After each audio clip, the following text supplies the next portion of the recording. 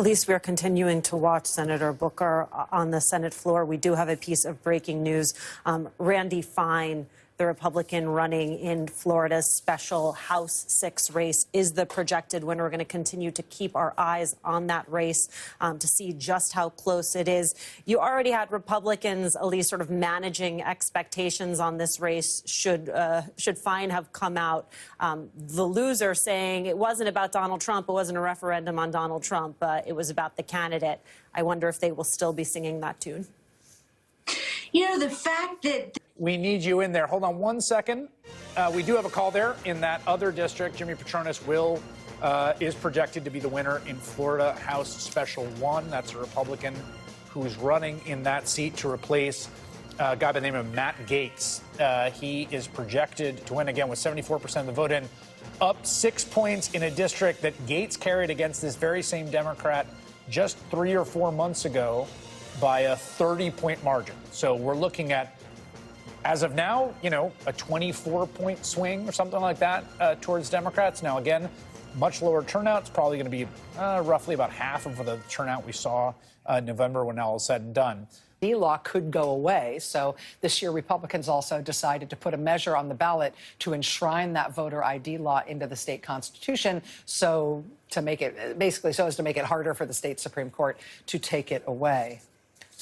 Telling me NBC News projects that the voter ID requirement has passed.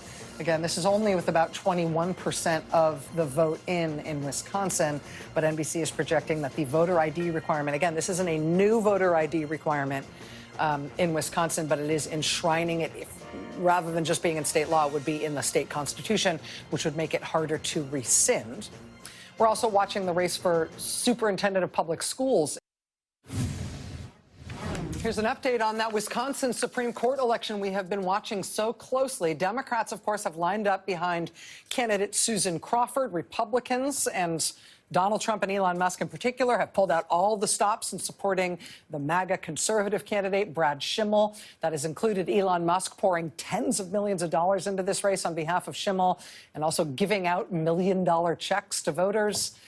Well, here's where we are. As of this hour, here is our latest results. NBC News, right this moment, is projecting a winner in the Wisconsin Supreme Court race. NBC News projects at this hour that Susan Crawford is the projected winner in the Wisconsin Supreme Court race. This is a remarkable outcome. We've got just 47% of the vote in, but you see that is a that is what appeared to me before we got the call to be a clear lead for Susan Crawford. Again, she's the Democratic-backed candidate in this race. Now, according to NBC News, she has defeated Brad Schimmel. Again, the resources that were brought to bear on Brad Schimmel's behalf were extraordinary. This is the most expensive judicial race that has ever happened in the United States of America. It includes single individual funding for a judicial candidate that has never been seen before in the history of this country. Not just the overall race, but Elon Musk's personal investment in trying to get Brad Schimmel elected to this race is something that has never been seen before by any other individual in any judicial race in American history. With Donald Trump, the sitting president of the United States, having just won in Wisconsin in November, with Donald Trump doing teletown halls for Brad Schimmel as recently as this weekend, with Donald Trump, again, the sitting president of the United States, explicitly endorsing Brad Schimmel, with Wisconsin being absolutely blanketed with ads saying that a vote for Brad Schimmel is a vote for Donald Trump, again, in a state that Donald Trump just won in November. For us to be calling this tonight before 10 p.m. Eastern, NBC News projecting that Susan Crawford will win this seat. And we'll see if that margin tightens up as we get closer to 100% of the vote in. But knock me over with a feather, honestly. We compare this with the results out of Florida tonight. 2 congressional special elections in Florida in deep red districts that Donald Trump won by 30 points and 37 points. just in November. In those cases, we did have the Republican candidate win in both of those special congressional elections, but winning by margins that are, I think, in both cases, looking to be less than half or at most half of what Donald Trump was able to pull in those districts. So Democrats making leaps and bounds gains on Republicans, even in deep red Florida, and outright winning this seat in Wisconsin. The first statewide election since Donald Trump won the presidency in November, and it in a swing state that he won as well. That's gotta hurt. All right, that does it for me for now. Wow. I'll see you again tomorrow. Now it's time for the last. And we're going back to our live coverage in Madison, Wisconsin, where Susan Crawford is about to give her victory speech after defeating Elon Musk and Donald Trump's preferred candidate for the Supreme Court in Wisconsin. Here is the winner, Susan Crawford.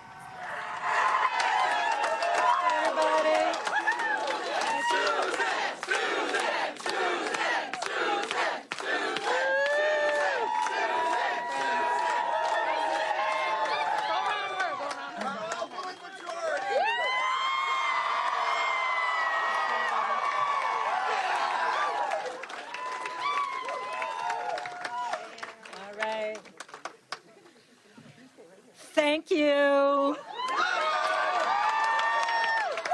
All right, Wisconsin, we did it.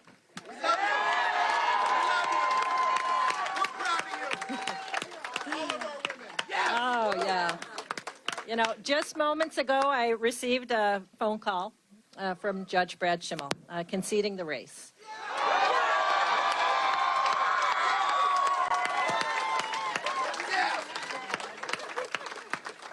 And I want to thank him. He was very gracious, and I wish him and his family well. And to the people of Wisconsin, thank you.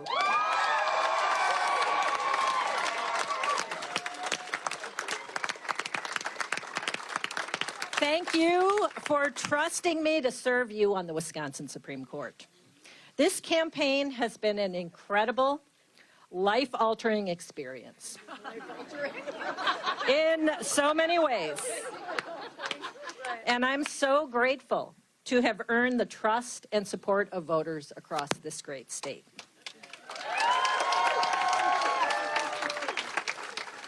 And I'm here tonight because I've spent my life fighting to do what's right. That's why I got into this race, to protect the fundamental rights and freedoms of all Wisconsinites. Yes.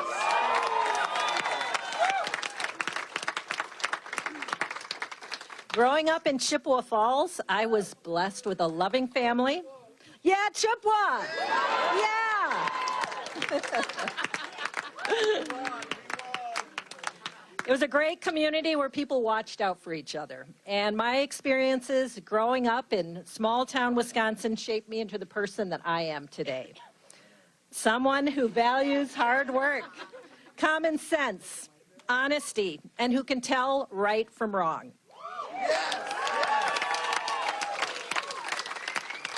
Someone who watches out for people. But I've got to tell you, as a little girl growing up in Chippewa Falls, I never could have imagined that I'd be taking on the richest man in the world.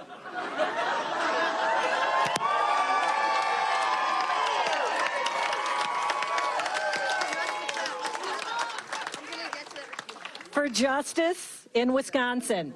And we won.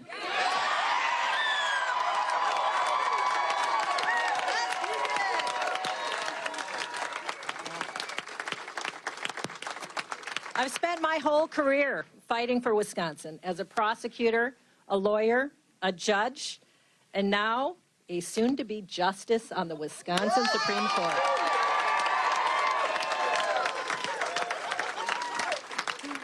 Standing up for our fundamental rights and freedoms, protecting Wisconsin families and communities. My promise to Wisconsin is clear. I will be a fair, impartial, and common sense justice on the Wisconsin Supreme Court.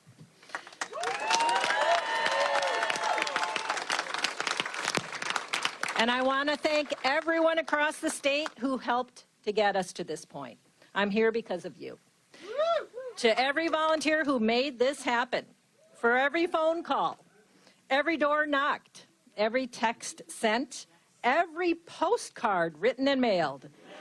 It all paid off. Thank you so much.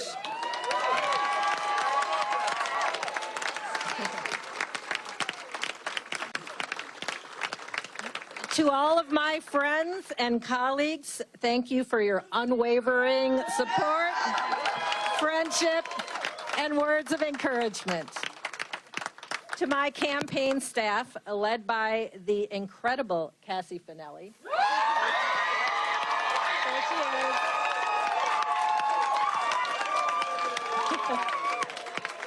is. Thank you for all of your work to make this happen. All the late nights, all the long drives. I'm so grateful to all of you for all your work. Thank you.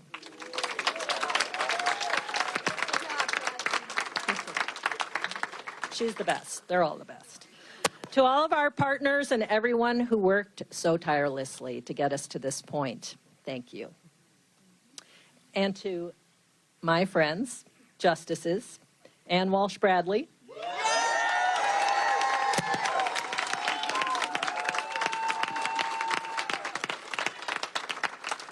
Justice Rebecca Dallett,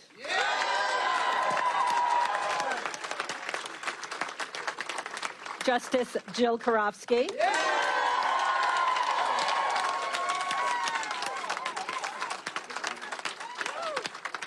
and Justice Janet Protasewicz.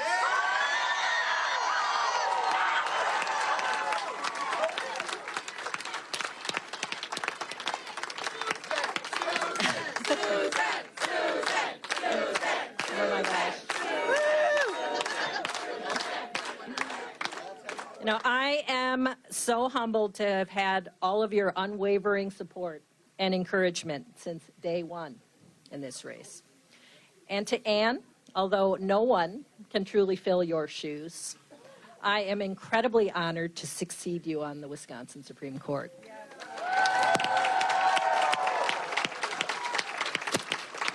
You leave an incredible legacy of service to our state. And you are the embodiment of fairness and integrity, and I'll try to make you proud.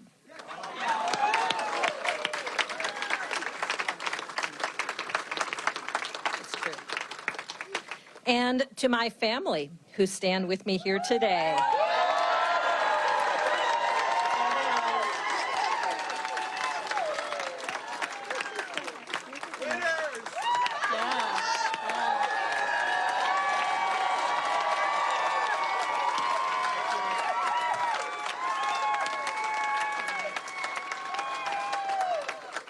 My husband, Sean.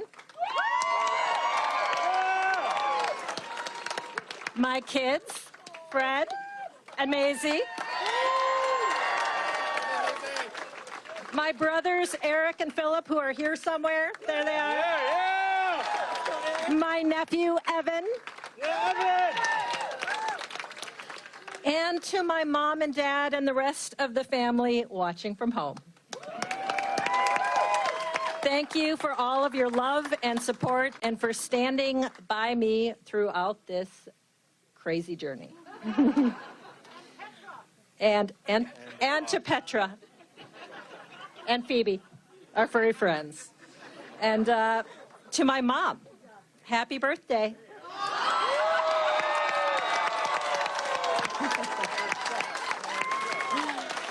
I know how glad you are to see the TV ads end. So today, Wisconsinites fended off an unprecedented attack on our democracy. That's right. Our fair elections and our Supreme Court. And Wisconsins stood up and said loudly that justice does not have a price. Our courts are not for sale.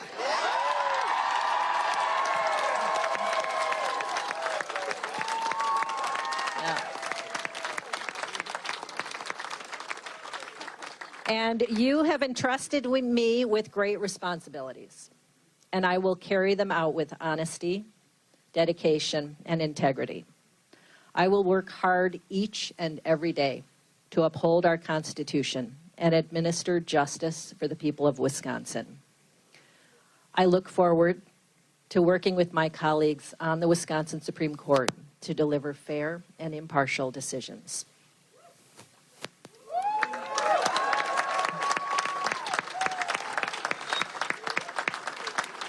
And while we celebrate tonight, I want to share some words of the great Honorable Thurgood Marshall, which I find fit the unprecedented moment we are living in. Democracy just cannot flourish amid fear. Liberty cannot bloom amid hate. Justice cannot take root amid rage. America must get to work. In the chill climate in which we live, we must go against the prevailing wind. We must dissent from the indifference. We must dissent from the apathy. We must dissent from the fear, the hatred, and the mistrust. We must dissent because America can do better, because America has no choice but to do better.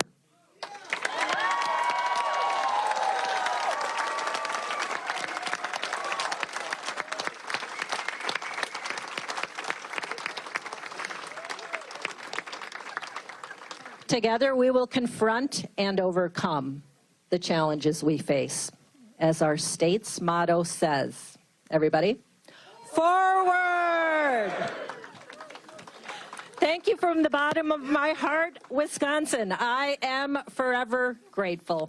Thank you.